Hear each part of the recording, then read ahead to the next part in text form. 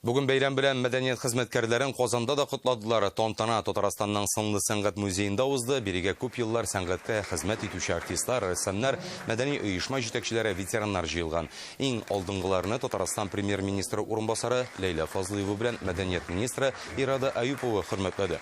Бүген Россиядә билгеләп үтелүче мәдәният хезмәткәрләре көнендә Татарстанның атказанган мәдәният хезмәткәре дигән исем президентның рәхмәт хатлары, фидакарь хезмәт өчен медальләр тапшырдылар. 19 кеше истәлекле бүлекләргә дә ия булды. Мәдәният ул чаралар гына түгел, ул безнең мөхит, ничек без яшибез, ничек без уйлыйбыз, нәрсә без ашыйбыз, нәрсә без киябез. Бөтен яктан ул мәдәният.